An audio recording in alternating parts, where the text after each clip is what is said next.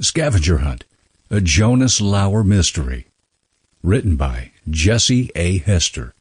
Narrated by Travis James.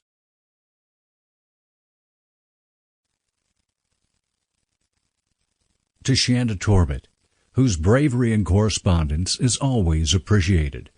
To Mike Fry, things have never been the same since you left this mortal coil. To Joe Stakely, whose research is invaluable. To Debbie and David, or as I call them, Mom and Dad, whose faith in me is always appreciated, even if I don't let on that it is. Last but not least, to you, dear reader, for walking on this journey with me.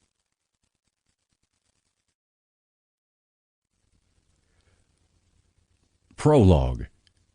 Waves rolled along the lake, cresting the shore with lazy slaps. The humidity hung over the night air like an invisible fog that enveloped everything, while large black ink clouds revolved across the sky, cloaking the Tennessee Valley from the blue light of the full moon. John Vola stood on the rocks by the shore, smoking a thin cigar, while listening to the waves rise along the shores of Tellico Lake. It had been 30 years since John walked on the imported sand of the artificial beach.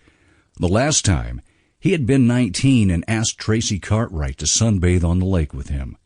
John remembered every detail of that day, especially how the then 17-year-old Tracy looked in her pink bikini with her long blonde hair hanging over her shoulders, her tan skin luminous in the sunlight, her pale green eyes vivid with an eternal flame, her breast undulating as she ran across the sand and splashed in the water, the taut muscles of her stomach rippling with the right combination of power and femininity. John remembered how the two of them spent the late afternoon and early evening on the pontoon boat they had borrowed from Tracy's father. He drove the boat into the middle of the lake and turned the dial on the portable radio to Tracy's favorite station, enjoying classic rock music. They spread a beach blanket in the middle of the boat, sat down and shared a six-pack of beer, talking about nothing and everything, the way teenagers do, certain that the world was their oyster. Then Tracy took the empty beer can from his hand and threw it to the side before leaning in to kiss him, her tongue circling the inside of his lips. John's hands rested on her hips and pulled her closer as she ran her fingertips along the skin of his chest.